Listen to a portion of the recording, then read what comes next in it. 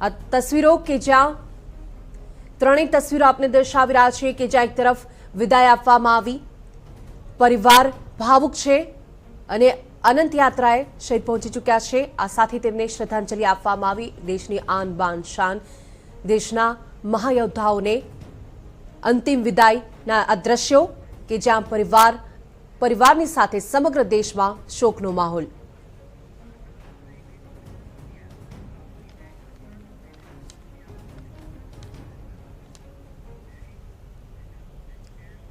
તો આ સાથે રિટાયર્ડ કર્નલ શૈલેષ પંચલોટિયા TV9 સાથે જોડાઈ ચૂક્યા છે। સર, સ્વાગત છે આપનું।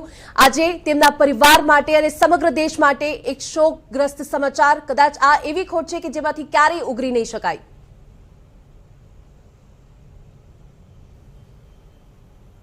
બિલકુલ કરેક્ટ કહો છો તમે, ખરી વાત કહો છો। અમે દેશમાં એક બહુ જ સુલझેલા અને અનુભવી જે અમારા CDS હતા, commander of defence services general Bipin Rawat, એમને અમે ગુમાવ્યું છે।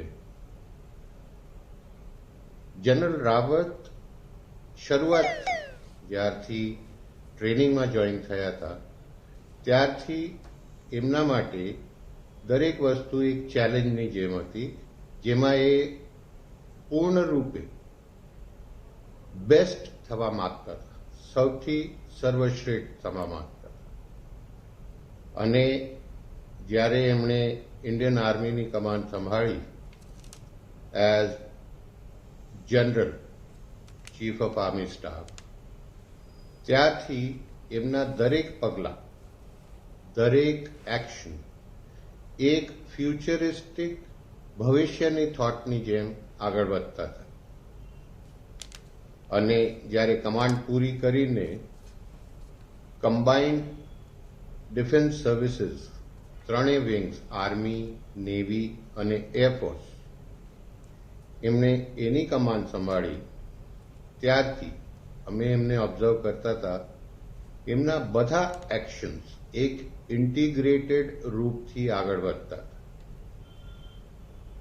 એમનો સૌથી મોટો કોન્ટ્રીબ્યુશન જે એમણે થિયેટર કમાન્ડ શરૂ કરાવી છે, જેમાં ચારે થિયેટર્સમાં એક સંજોડાયેલા આર્મી, નેવી અને એરફોર્સ જે એ થિયેટરમાં કામ કરવાના છે, એમને બધાને એક ધ્વજ હેઠળ કરી અને સૌથી મોટો પગલો એમણે એ લીધેલો।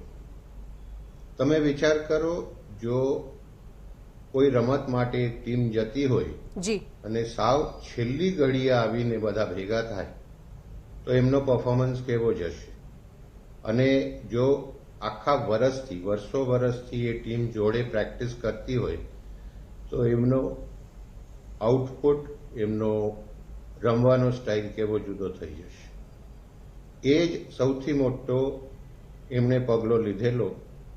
અને આપણા માટે આજે દેશ માટે એમણે જે શરૂઆત કરી હતી, બધા પગલાંને આગળ વધારવાની બહુ મોટી જરૂર પડવાની છે। જી સર, જેવી રીતના દ્રશ્યો સામે આવી રહ્યા છે કે ત્રણેય પાંખ માટે તો મોટી ખોટ છે, પરંતુ ભારતભરમાં એક એક ભારતીયનું મન રડી રહ્યું છે। ગ્રામ્ય વિસ્તારના પણ દ્રશ્યો સામે આવી રહ્યા છે કે જ્યાં કર્નલ માટેનો જે દેશના સપૂતો છે તેમના માટેનો પ્રેમ જોવા મળી રહ્યો છે। ગ્રામ્ય વિસ્તારના લોકો પણ કે જે ક્યારેય એમને મળ્યા પણ નથી, એ લોકો પણ ભાવભીની આંખે તેમને વિદાય આપી રહ્યા છે। ના, એ જે દૃશ્ય છે, હું જાતે એક આર્મીનો છું, પણ આ રીતે જે રિસ્પોન્સ આખા દેશમાંથી મળ્યું છે, આખા દેશમાંથી, ગ્રામીણ ઇલાકા હોય કે શહેરી હોય, તમે જ્યારે આ હેલિકોપ્ટર ક્રેશ સાઇટથી જ્યારે એમ્બ્યુલન્સીસ આવતી હતી, જો એ તમે દૃશ્ય જોયું હશે તો એ દૃશ્ય એક બહુ મોટી સંયુક્ત રૂપની ભાવના આખા દેશની સામે લાવે છે। હું જાતે કારગિલમાં હતો ને એ બધી વસ્તુઓ જોયેલી, પણ જેવી રીતે આખા દેશ એ જનરલ રાવતના વિદાય માટે ભેગા થઈને બધાના પ્રેમ, બધાના ભાવો જે સામે આવ્યા છે એ એક દર્પણ છે આખા દેશની યુનિટી, આખા દેશની સંયુક્ત રૂપની વિચારધારાની. એ જોઈને આંખો નમ થઈ જાય છે. જી ચોક્કસ સર, જ્યારે આ સમાચાર સામે આવ્યા, દુઃખદ સમાચાર સામે આવ્યા, ત્યારે ન માત્ર ભારત પરંતુ દેશભરમાંથી અનેક દેશોએ દુઃખ વ્યક્ત કર્યું છે. કહી શકાય કે આ એક એવી પર્સનાલિટી હતી, એક મહાન યોદ્ધા હતા કે જેમને ક્યારેય પણ વિસરી નહીં શકાય.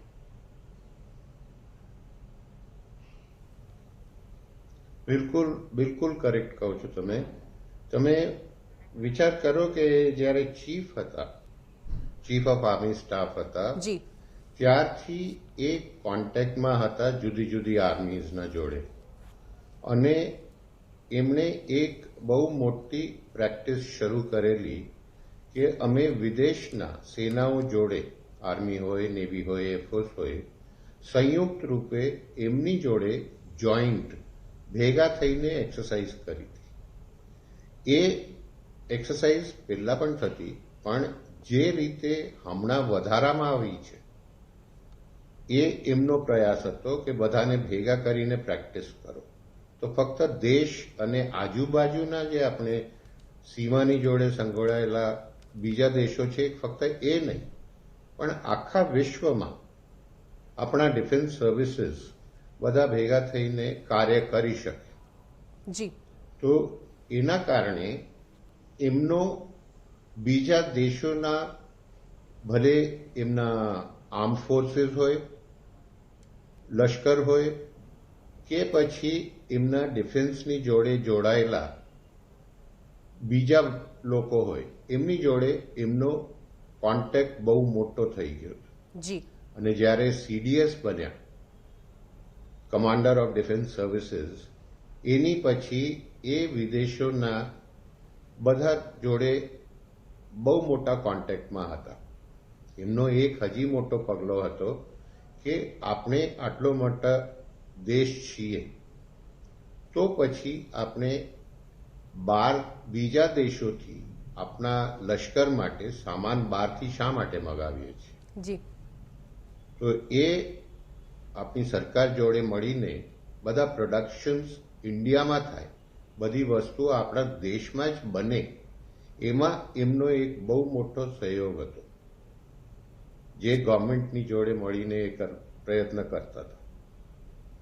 તો એના કારણે જે આપણા દેશમાં અને વિદેશમાં જી ચોક્કસથી, એટલે ઇતિહાસના પાનામાં હંમેશા તેમનું નામ